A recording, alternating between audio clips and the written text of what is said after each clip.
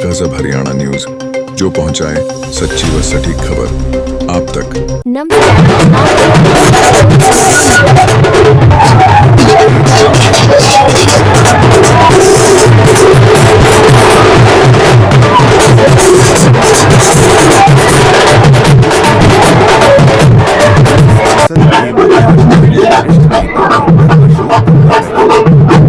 इस सम्मेलन में लोगों ने शाहबाद से भाजपा के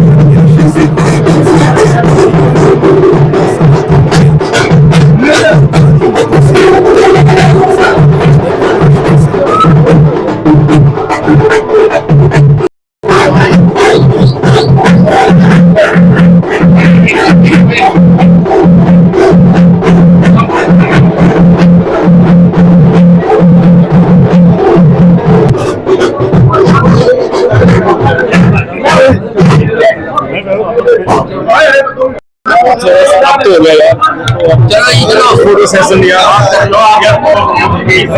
मैं ये फोटो फिर नहीं होगा भाई, फिर नहीं होगा। मैं थोड़ी देर के लिए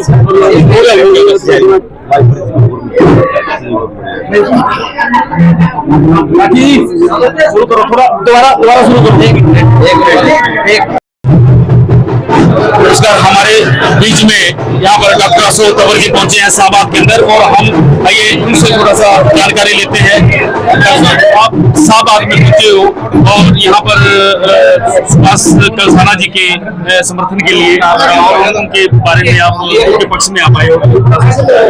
आप देख सकते हैं पूरे शाहबाद में कितना जोश है, और अभी तो मुझे कमरे में बिठाया हुआ है। जब प्रोग्राम में ले जाएंगे तो पहले ढोल ढाल बजा रहे हैं।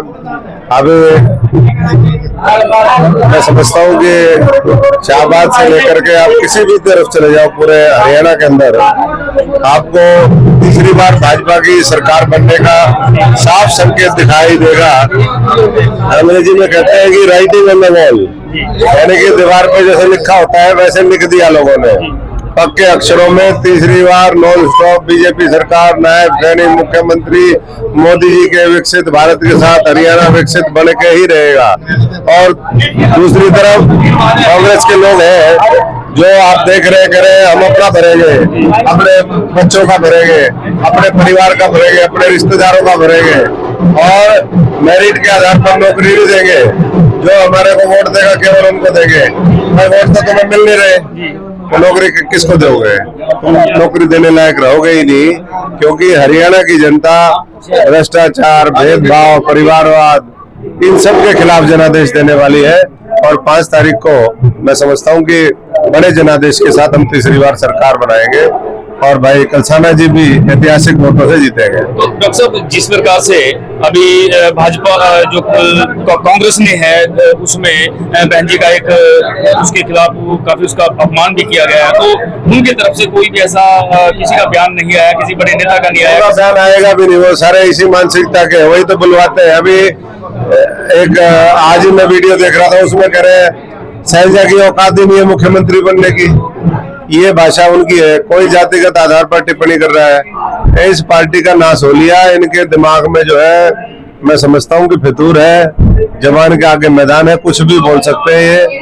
और इसलिए जो है इनका अहंकार इस चुनाव में वोट के माध्यम से प्रदेश की जनता, हमारे हरियाणा की जनता, कुरुक्षेत्र और शाहबाद की जनता वो जवाब देगी। और बाबा साहब ने कहा था भाई आप अपने वोट की कीमत जानिए, आपका वोट कोई बिकाऊ नहीं है। और मैं समझता हूं कि इसी मकसद के साथ, इसी लक्ष्य के साथ जो है वो गरीब समाज पूरा काम कर रहा है। और उनको पता है कि जन कल्याणकारी योजनाएं अगर किसी ने चलाई है तो नरेंद्र मोदी जी ने चलाई है, बीजेपी ने चलाई है, उसका लाभ करोड़ों लोगों को पहुंचा। चाहे वो फ्री राशन का मामला हो, चाहे बिना पर्ची बिना खर्चे की नौकरी हो, चाहे तमाम और दूसरी लाभार्थी योजनाएं हो। हाँ, लोकसभा चुनाव के अंदर एक बात कह दी थी कि आरक्षण खत्म हो जाएगा, संविधान खत्म हो जाएगा। बाद में पता चला अमेरिका में जाकर के जब उन्होंने बताया कि अरे ये तो मन के भाव थे, इनके मन के भाव निकल करके अमेरिका में निकले, और बताया वहां के नेताओं ने, राहुल जी ने, कि भाई आरक्षण तो हम खत्म करने वाले हैं, तो आरक्षण खत्म करने वाली ताकतों के खिलाफ मैं समझता हूं कि इस बार मजबूती के साथ उनके खिलाफ मतदान देंगे लोग और बीजेपी बड़े बहुमत के साथ जीतेगी। सारे सीटों पे बहुत अच्छा जोश है। अभी मैं आज भी कई विधानसभा करके आया हूं और मैं समझता हूं कि कल आखिरी दिन है और आखिरी दिन में अब तो पूरा जमीन स्तर पे लेकर के डोर टू डोर प्रचार हो या किसी भी तरीके से हम गए, पूरी ताकत भारतीय जनता पार्टी ने झोंक दी है। और कांग्रेसी जो है वो आज भी गुटबाजी का शिकार है, उन्हें प्रदेश की जनता से कोई मतलब नहीं। डॉक्टर साहब, जिस प्रकार से भाजपा पर ज्यादातर आरोप भी लगाते रहे हैं कि भाजपा जो है वो दलित विरोधी है, वो अनुसूचित जाति के लिए उन्होंने कभी आज तक कोई काम नहीं किया और वो हमेशा से उसमें शोषण किया गया है, तो उसके बारे में थोड़ा सा आप जैसे। देखिए, अगर भाजपा दलित विरोधी है तो मैं कहता हूँ कांग्रेस महा महा महा दलित विरोधी है। अगर उनके ऊपर ये आरोप, क्यों जो बाबा साहब को भारत रत्न ना दे सके, तो जो बाबा साहब का अंदर पार्लियामेंट के अंदर पोर्ट्रेट लगने ना दे, जो बाबा साहब का स्टैचू हरियाणा के विधानसभा में लगवाया तो वो भारतीय जनता पार्टी ने लगवाया। बाबा साहब के 5 तीर्थ बनाने का काम किया तो वो आज बीजेपी ने किया, जहां उनका तो अंतिम संस्कार दिल्ली में नहीं होने दिया था। उनको 2 बार चुनाव हरवाने ठगी के साथ गड़बड़ करके, उस समय तो मशीनें नहीं होती, लेकिन इन्होंने इनकी जो ये जातिगत आधारित ये मशीन थी दिमाग की, उसने बाबा साहब को 2 बार हराने का काम किया। तो इसलिए ऐसे कहने वाले सैकड़ों ऐसे उदाहरण है इस हरियाणा के अंदर जब दलितों के ऊपर अत्याचार होता था और कांग्रेस का शीर्ष नेतृत्व भी और प्रदेश का नेतृत्व भी वो मूक दर्शक बन करके देखता था। अत्याचार उन्होंने खुद करवाने का काम किया। आज यही सरकार है जिसने हमारे हरियाणा के फतेहाबाद के अंदर संत शिरोमणि गुरु रविदास महाराज जी के नाम पे मेडिकल कॉलेज बनाने का संकल्प लिया। यहाँ उमरी के अंदर आप देख लीजिए, संत शिरोमणि रविदास महाराज जी का स्मारक वो आने वाले समय में तैयार होगा। तो कितने मैं उदाहरण गिनाऊं जो गरीबों को प्लॉट देने का बात है, उसके ऊपर मकान बनवाने का बात है, कच्ची कॉलोनियां जितनी पक्की करी है। हम भी सांसद रहे, हरियाणा में घूमते रहे, लेकिन हर गांव के अंदर आज कम से कम 5-5 करोड़ रुपए देने का काम मिनिमम कर रहा हूं मैं। ये बीजेपी ने किया, उसका लाभ किसको पहुंचा? गरीब आदमी को पहुंचा। इसी तरीके से तमाम जो योजनाएं आई वो गरीब के हित में आई और फिर दोबारा संकल्प है कि गरीब के हित की कल्याणकारी योजनाएं इसी तरीके से चलती रहेंगी और जब तक भारत विकसित नहीं हो जाएगा, गरीब का उत्थान नहीं हो जाएगा, उसका सशक्तिकरण नहीं हो जाएगा, ये लड़ाई नरेंद्र मोदी जी के नेतृत्व में, भाजपा के नेतृत्व में लड़ते रहेंगे।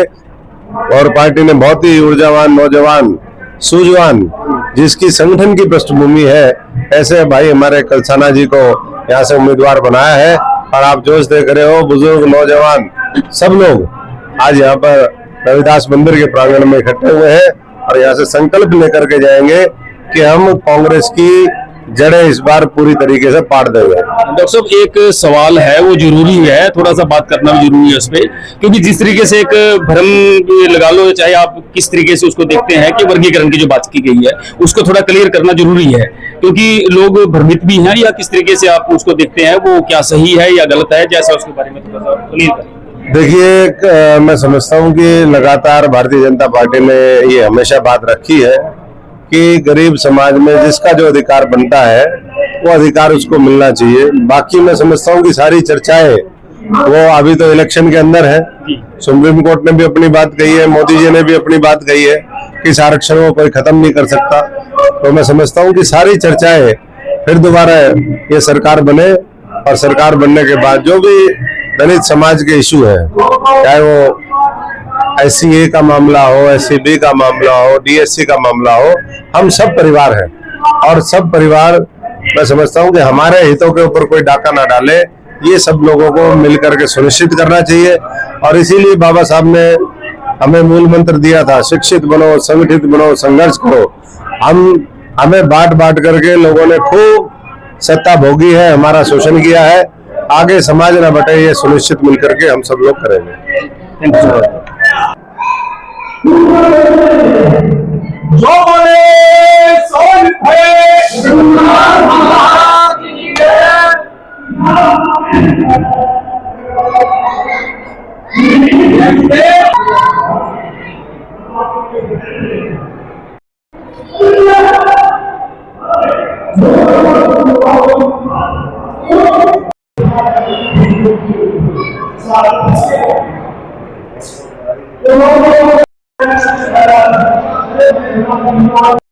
मैं बहुत ही तो दोस्तों हम बात कर रहे थे राजनीति के कुछ दिग्गज नेताओं की, उन्होंने पिछले 5 सालों में हमारे शाहबाद का ये हाल कर दिया कि किसी भी आप गले से गुजरोगे तो आप 2-4 टक्के नशेड़ी मिलेंगे। पहले हमारा शाहबाद इतना शांत हुआ करता था कि आप रात आपको अपनी गली में भी जाते हुए डर लगेगा कि कहीं कोई सुने कि चाकू छुरी लेके ना खड़े हो। आपकी सोच तोड़ने के चक्कर में आपकी जान जा सकती है। आप पार के देख लो शाहबाद की सारी सुनसान पड़ी है, उनमें माताएं बहने जाने से डरती है, कभी कोई शिरा छुट्टी ना करे। इनके ऊपर हम कुछ लगाने का कार्य कौन करता? MLA साहब। पर जिसको पता ही नहीं वो क्या करा, उसे तो ये नहीं पता कि पुलिस वाले को क्या कहना है। वो SHO साहब को भी फोन करेगा तो कहेगा सर SHO साहब देखने लग क्या करेगा। अरे विधायक साहब की थोड़ी होती है, उसको कहता है SHO साहब हमारे शाहबाद में व्यवस्था बेकार हो चुकी है, आप क्यों नहीं एक्शन लेते? लेकिन ऐसा नहीं हुआ, जिसकी वजह से आज शाहबाद को मिलती जीवन व्यतीत करना पड़ा है। ये आप सब गवाह हो इस चीज के। इसका क्या भाई, आज इसमें से भी 2-4 समाज के व्यक्ति हमारे विधायक जी की गोद में बैठे हैं, और वो बैठे हैं जिनकी शाहबाद हल्के में वो सपोर्ट, उनको कोई नहीं जानता, बस उनको कोई नहीं जानता शाहबाद में कि हम कौन है। बस ये है कि उल्टा के चरण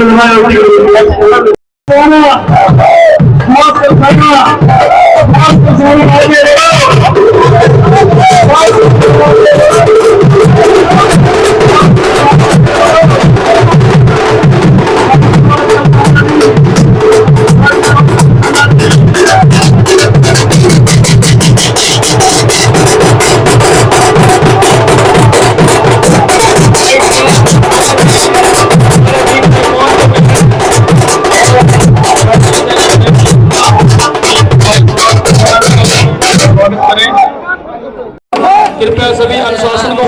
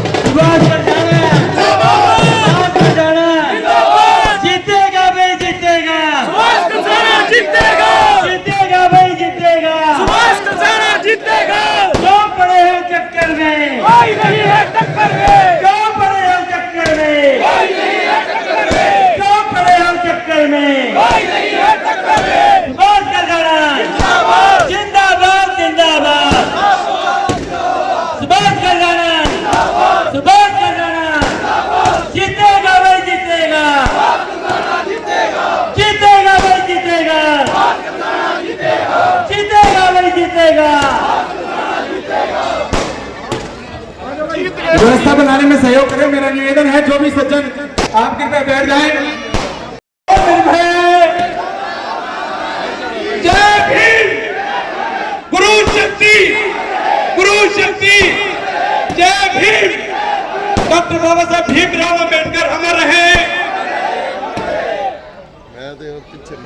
आप सभी आए, मेरा निवेदन है सभी जी, मैं तो देखो जयघोष ही करा सकता हूँ, जिंदाबाद की थोड़ी आदत कम है। जो बोले सो निर्भय, डॉक्टर अशोक तंवर, डॉक्टर अशोक मतलब जो जीवन में कार्य किए हैं उनकी तो बात ही कुछ और है। वही काम, वही अपनी नीतियां लेकर के राजनीति में उतरे हैं। आप सभी को इनको 5 तारीख को हाँ कमल के निशान के सामने वाला बटन दबा करके कामयाब बनाना। उसके बाद सारी जिम्मेवारी हमारे आदरणीय भाई सुभाष कलसाना जी की, मास्टर जी की होगी। सारे काम आप मुंह से बोलेंगे और मास्टर जी इधर काम ठका ठक करते रहेंगे। जिंदाबाद जिंदाबाद भाई सुभाष कलसाना, डॉक्टर अशोक तंवर, वंदे भारत माता की, भारत माता। ये भी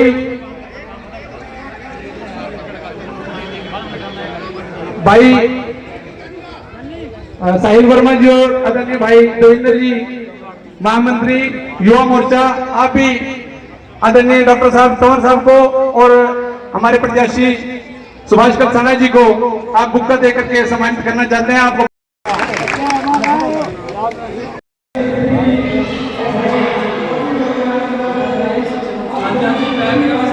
आज ये ना बस करते हैं आपका काम आज के बाद पूरे वर्ल्ड के अंदर हमारी जो प्रतिमा है पूरे वर्ल्ड के अंदर नहीं है, आपको सामने लेके चलना है।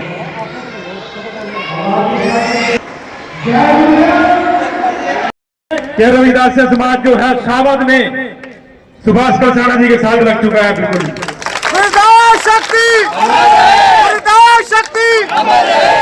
मैं ज्यादा समय लूंगा, यहाँ पर मेरे बहुत बड़े आदरणीय दोनों भाई बैठे हैं। मैं 2014 में जब मैंने राजनीति स्टार्ट की तो मेरे को पहला कदम में चलना सिखाया था डॉक्टर अशोक तंवर जी बैठे आज बीच में, इन्होंने सिखाया था।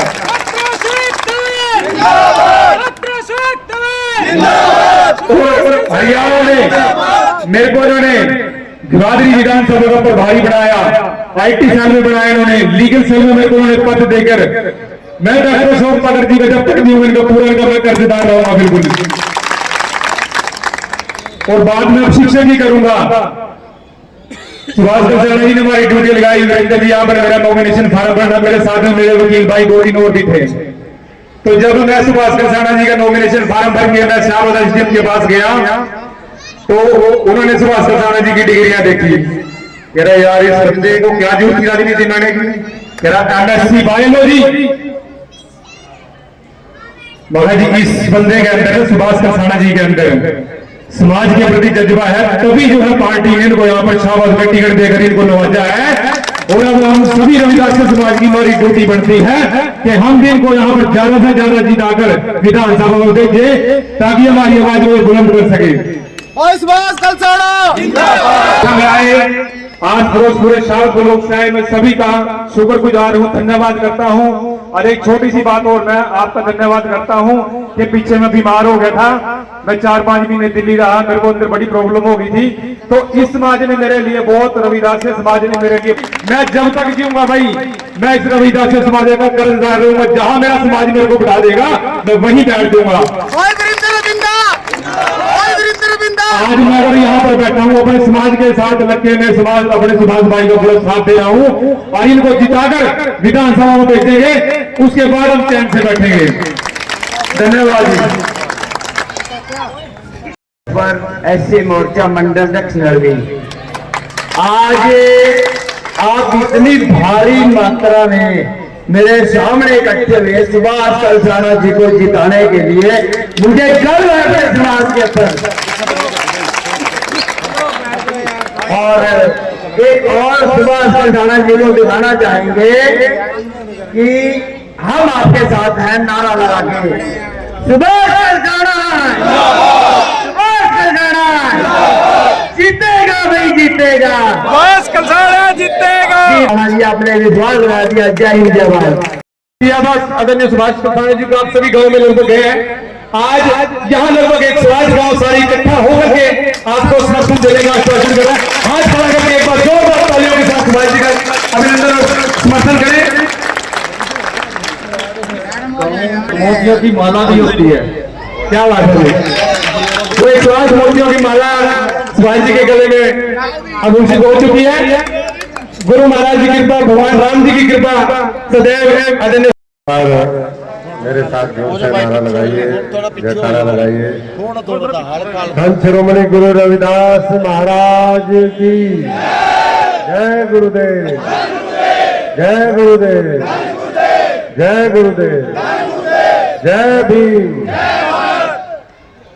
आज शाहबाद के गुरु रविदास मंदिर के इस प्रांगण में यहाँ पर आयोजित इस जनसभा में उपस्थित सभी मेरे सम्मानित पिता समान बुजुर्गों, नौजवान साथियों, हमारी मातृशक्ति, हमारी बहनें, प्यारे प्यारे बच्चों, आज जिनके लिए हम सब यहाँ पर इकट्ठे हुए हैं, भारतीय जनता पार्टी के बहुत ही संघर्षशील साथी और हमारे प्रत्याशी भाई सुभाष कलसाना जी, मंचासीन सभी। सुभाष कलसाना का नाम आते ही थोड़ा ताली तुली तो बजाओ, करंट को दौड़ाओ, ऐसे कैसे मामला चलेगा? मैं मेरे को तो देखने वाले कोई बात नहीं, मेरे को तो अभी मत देखना, देखना है तो कांग्रेस को देखना इस बार। बहुत कहते ना देख लेंगे बोले, इसको पूरी कांग्रेस को ही देख लो, आप लोगों की तरफ से उनको छुट्टी है, ठीक है जी। बाकी मंच पर बैठे हुए सभी हमारे बहुत ही सम्मानित इस इलाके की राजनीतिक सामाजिक हस्तियां, क्योंकि ये सामाजिक राजनीतिक दोनों तरह का मंच होता है जब सारा समाज इकट्ठा होता है। इस मौके पर उपस्थित सभी हमारे साथीगण, भाई वीरेंद्र बिंदा जी, हमारे भाई गौरव जी, अश्विनी जी, मंचा सिंह, सभी साथीगण, आज जिनके बुलावे पर हम खास तौर पे आए हैं, मुझे दिख नहीं रहे अभी, हमारे भाई प्रोफेसर प्रीतम जी, डॉक्टर राजेश जी और बहुत से ऐसे साथी हैं जो लंबे समय तक जिनके साथ मैंने संघर्ष किया और उन्होंने भी हमेशा जब जब मुझे जरूरत पड़ी पैदल चले, साइकिल पे चले, हरियाणा की सड़कों पे संघर्ष किया, चाहे दिल्ली हो, चंडीगढ़ हो, हमेशा उन साथियों का सहयोग रहा। बुजुर्ग भी है उसमें, नौजवान भी है, मैं सबका आज लंबे समय के बाद बहुत से साथी ऐसे, अभी कुलदीप भाई दिख रहे थे मेरे को, सगी वाले और भी है, बहुत साथी कई महीने बाद, सालों के बाद ऐसे भी साथी हैं जो दिखे। लेकिन इस बीच में मुझे भी नहीं पता था कि कब समय बीत गया, कब वो भारतीय जनता पार्टी में आए और कब मैं भारतीय जनता पार्टी में आया। वो इसलिए मैं कह रहा हूं कि बात आप सबको भी याद होगा और हमें तो याद है, हम कैसे भूल सकते हैं। हमने तो अपना पूरा जीवन जो है, मैं आते ही भाई सुभाष जी से पूछ रहा था, जब इनका इंट्रोडक्शन अभी वीरेंद्र जी कह रहे थे हमारे एडवोकेट भाई, कि भाई मैं एसडीएम के पास जब गया नॉमिनेशन भरने के लिए, नामांकन पत्र जब दाखिल करने के लिए, तो डिग्रियां देखी, एमएससी बायोकेमिस्ट्री, एमएससी बायोलॉजी और तमाम तरह की और डिग्रियां, उसके बाद बीएड। तो वो बोले कि भाई क्या करने के लिए राजनीति में आ रहे हो? और सच्चाई भी है, कभी कभी मैं समझता हूं कि ऐसा लगता है, मैंने भी पीएचडी करी है, जेएनयू से पीएचडी करी है, लगता भी है कि भाई अपने मास्टर होते कहीं और सिविल सर्विस में जाते, कहाँ रोज, ये तो गाली खाने का काम है। अच्छा करोगे तब भी, क्योंकि सबका तो अच्छा नहीं कर सकते, जिसका अच्छा नहीं होगा बुरा तो बेशक आप ना करो, फिर भी आदमी कई बार लगता है। पर कोई बात नहीं, ये सोच करके अगर आदमी ठीक रास्ता छोड़ देगा तो फिर उस रास्ते पर चलेगा कौन? हमारे भाई ने भी नेट किया, मैंने भी 3 बार नेट किया, उसके बाद फिर मैंने छोड़ दिया नेट देना। मैंने कहा क्यों किसी की सीट खराब करे, मैं नौकरी करनी होगी इसी में लग जाऊंगा, और नहीं तो भाई अपना राजनीति में आजमाएंगे। ऊपर वाले की कृपा रही, सबकी कृपा रही, आप जैसे लोगों की कृपा रही, बाबा साहब और गुरु रविदास महाराज की कृपा रही, हमारे संत महापुरुषों की रही। और मैं समझता हूं कि पढ़े लिखे व्यक्ति जिसके अंदर जज्बा है, समाज के लिए दर्द है, उन साथियों को वाकई में आना चाहिए राजनीति में। राजनीति के माध्यम से जो व्यवस्था परिवर्तन की लड़ाई है वो लड़नी चाहिए। बाबा साहब भी व्यवस्था परिवर्तन के लिए, नहीं तो उनको भी क्या कमी थी, कुछ कमी थी क्या? कितनी डिग्रियां उन्होंने ली, हम लोगों की यहाँ जितने भी लोग मेरे ख्याल से है सबके डिग्री जोड़ देंगे तो उनकी डिग्रियों का मुकाबला नहीं कर सकते। और इसलिए वो इतना बेहतरीन संविधान हमें देकर के गए कि आज उस संविधान के माध्यम से ये देश भी तरक्की कर रहा है, हर व्यक्ति को न्याय मिल रहा है। अगर न्याय नहीं पहुंचता है किसी भी व्यक्ति तक तो मैं समझता हूं कि ये पहुंचाने वाले की गलती है, बाबा साहब के संविधान की गलती है। क्योंकि कानून बन गया, उसको लागू करना तो हम सबकी जिम्मेदारी है, बीच में जो राजनीतिक जो नेतृत्व है उसकी जिम्मेदारी है। तो इसलिए सबसे पहले तो मैं आप सबका इतनी बड़ी संख्या में यहाँ पर पहुंचे, अभी भाई कह रहे थे हम तो मंडी में करते हैं, मैं मंडी का साइज मैंने भी देखा हुआ, मंडी से कम तो ये भी नहीं है, मंडी के बराबर साइज है कि छोटा गलियों में और घरों में चौबारों में देखो, इधर दाएं बाएं देखो, सब जगह सुन रहे हैं। तो इतने लोग कैसे सुनते हैं वहां?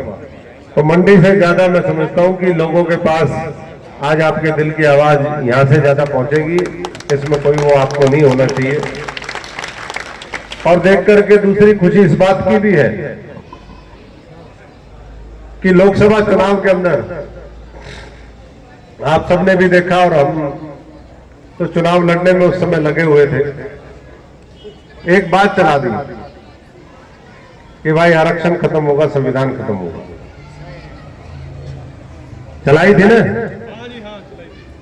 अब हम तो चुनाव लड़ रहे थे तो कभी ये कल्पना भी नहीं कर सकते, क्योंकि टीवी टावी अब भाई सुभाष जी ये तो ना बता सकते हैं नेट पे क्या चल रहा है, सोशल मीडिया पे क्या चल रहा है, ये तो ना, ये तो वोट मांगने में, ये तो पेड़ पौधे माइक मुइक सबके आके माताएं बहनें बुजुर्ग हो बच्चा हो सबके पैर पकड़ने में ही लगे रहते हैं, तो इनको थोड़ा पता चलता है। ऐसे ही उस समय हमें भी पता नहीं चला, और लोगों ने जो है, जो विपक्ष के लोग थे, इंडिया अलायंस था, कांग्रेस पार्टी थी, उन्होंने लोगों के दिमाग में बिठा दी, षड्यंत्र किया, झूठ बोला, अफवाह फैलाई कि भाई संविधान खतरे में है। लोगों ने अपना जनादेश दे दिया। जनादेश तो उसका डेट एक मुकर्रर है, जैसे इस बार 5 तारीख है, उस बार हमारे हरियाणा के अंदर 25 तारीख को था, 25 मई को मतदान। उसके बाद नतीजे आए, लोगों से हमने पूछा भाई क्या कारण रहे, हमारे समाज को, गरीब समाज को, रविदासिया समाज को भारतीय जनता पार्टी ने 2-2 लोकसभा की सीटें दी। वहां आपके पड़ोस में अंबाला है, बहन बंतो कटारिया जी को दी और उधर मुझे दी। तो बोले जी बस इस बार तो मामला अलग था। हमने कहा भाई अगर संविधान खतरे में होता, आरक्षण खतरे में होता, तो हम तो पढ़े लिखे भी हैं, पीएचडी जेएनयू से करी, संघर्ष करते आए, छात्र जीवन में भी संघर्ष किया, युवा राजनीति भी करी, पूरा देश देखा, पूरी दुनिया देखी, तो भाई भारतीय जनता पार्टी में हम क्यों आते हैं? और अगर ऐसे संविधान खत्म होने की कभी बात आई भी, कोई भी करे कोई भी कोशिश, तो हम चुप बैठने वाले लोग हैं क्या? है क्या? रविदास मंदिर टूटा तो रविदास मंदिर की जो सुप्रीम कोर्ट में जो हमने रिट पिटीशन फाइल करी, वो मेरी थी रिट पिटीशन। हमने वो किया तो मेरे से जो वकील थे, उन वकीलों ने कहा कि तंवर साहब ये जो जज साहब है ना, ये थोड़े से सख्त है, सुप्रीम कोर्ट के जो जज।